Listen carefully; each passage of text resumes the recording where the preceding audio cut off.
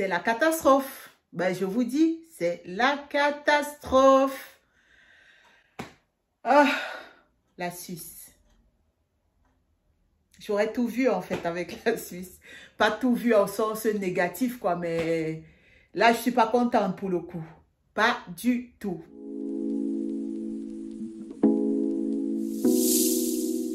Bonjour, bienvenue sur ma chaîne. Aujourd'hui, je vous reviens pour une petite vidéo. En fait, je vous prends pour cette vidéo, en fait, pour vous parler d'un point, en fait, qui est parfois méconnu. Donc, pour ceux qui ne savent pas, je suis Babette, je suis résidente en Suisse depuis 4 ans. Et là, on est en train de déménager pour la France. On a acquis un bien là-bas. Et alors, cette petite vidéo, en fait, pour ceux qui ne savent pas comme moi, juste une petite vidéo pour ceux qui ne savent pas. En fait, là, on a envoyé notre préavis à notre bailleur. Et en fait, il faut savoir qu'en Suisse, on ne peut pas quitter la maison comme je crois en France ou en Belgique. En Belgique, chez nous, quand tu veux quitter de la maison, tu envoies tes 3 mois de préavis. À part si c'est un meublé, donc là, je ne parle pas de meublé, tout ça, je parle pour des gens qui... Donc là, je ne parle pas de meublé, je parle en fait pour des gens qui ont un contrat de bail et tout ça et qui décident de quitter leur bail pour X ou Y raison, quoi. En Belgique, vous faites 3 mois de préavis et puis basta, quoi. Mais en Suisse, c'est pas ça. Donc, il faut savoir qu'en Suisse, pour pouvoir quitter votre logement, on ne quitte pas le logement. De toute façon, il y a 3 mois de préavis qu'il faut prester. Et on ne quitte pas le logement en Suisse n'importe comment. Donc, il faut dire qu'on ne quitte pas, en fait, pas qu'on ne quitte pas n'importe comment, on ne quitte pas à n'importe quel moment sa maison, en fait. Donc, il y a des dates précises où on peut quitter la maison et des dates où on ne peut pas quitter la maison. Donc, chez nous, en fait, quand on avait regardé notre contrat de bail, on avait vu, il y avait 3 monates inforat, donc 3 monates à l'avance, et puis ils avaient mis mars, juin, septembre. Bon, on n'avait pas trop compris ce que c'était, quoi. Bon, on se disait que de toute façon, partout, c'est 3 mois de préavis, quoi. Donc, et c'est donc, j'ai une amie, en fait, une collègue, en fait, qui est quittée aussi ici et qui est retournée en France, mais qui est transfrontalière. Et c'est elle qui m'avait déjà un peu mis la puce à l'oreille pour dire qu'il faut savoir que en Suisse, elle-même, elle voulait donner son préavis. Et c'est là où elle s'est rendue compte qu'en Suisse, on ne peut pas quitter n'importe comment, en fait. Il y a des dates précises où on peut quitter. On ne peut pas quitter comme ça. Un beau matin, tu te lèves, tu donnes tes 3 mois de préavis. Et alors, nous, on s'est retrouvés, en fait, avec le même problème. Parce que, de toute façon, la maison, on ne savait pas. Tu ne sais pas quand tu vas trouver la maison et qu'on sort. Donc, quand on a donc trouvé la maison, on a envoyé notre préavis. Et parfois, lorsque ce n'est même pas mis dans le contrat, dans votre contrat de bail, c'est, vous devez regarder qu'est-ce que le canton dit. Donc, parce que c'est différent d'un canton à un autre. Moi, je parle du canton de Berne. Donc, si jamais il y a des gens qui passent et que ce n'est pas la même chose dans leur canton, vous pouvez mettre en commentaire pour édifier aussi d'autres personnes, quoi. Donc, moi, c'est le canton de Berne. Et ici, en fait, donc, vous ne pouvez pas partir. Et c'est donc là où, quand on a envoyé notre préavis, que le propriétaire nous a dit non, on ne peut pas partir n'importe comment.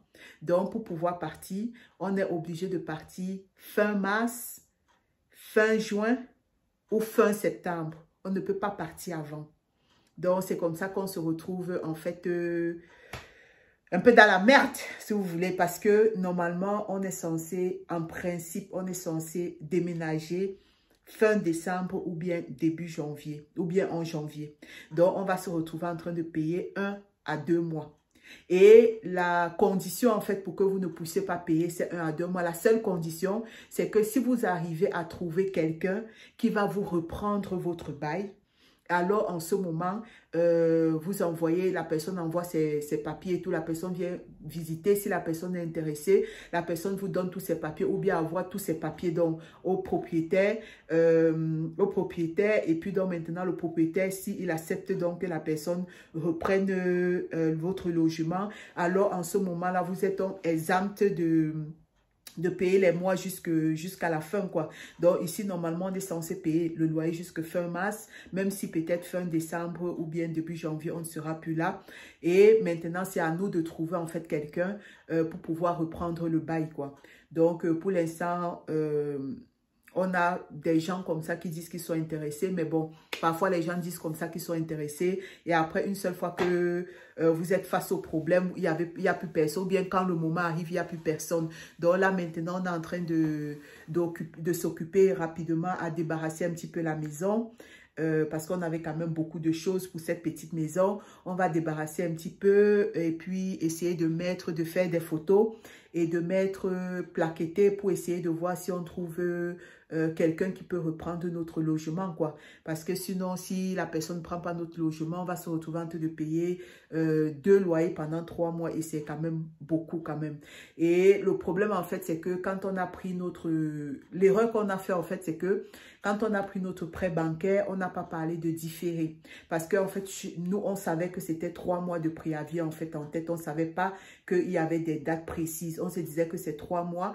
Et alors, on se disait que ça irait, quoi. Donc, on n'avait pas demandé de différer. Et alors, maintenant, quand on a voulu demander de différer, la banque, ils ont dit que le dossier était déjà parti comme ça. Donc, on ne peut pas faire de différé maintenant. Ce qu'on peut faire, c'est que on pourra payer la première mensualité avant de voir donc peut-être dans quelle mesure on va faire. Donc, on va payer la première mensualité et voir alors peut-être pour différer les 2 autres mensualités pour pas se retrouver en train de payer 3 mois, 2 logements, quoi. Comme ça, on aura payé 1 mois, 2 logements et on aura 2 mois qu'on ne payera qu'un logement avant de recommencer à payer notre crédit, quoi.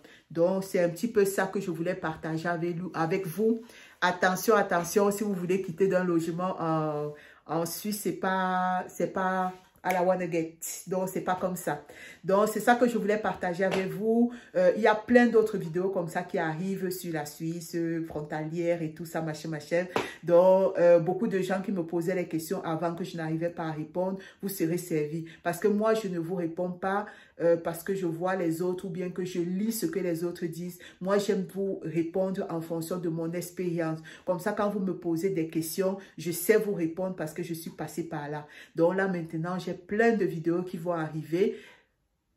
Il offre des Zeit, comme on dit en allemand. Donc, au fur et à mesure, avec le temps, donc laissez-moi aussi m'installer, voir tout ce que la France m'offre, bien ne m'offre pas.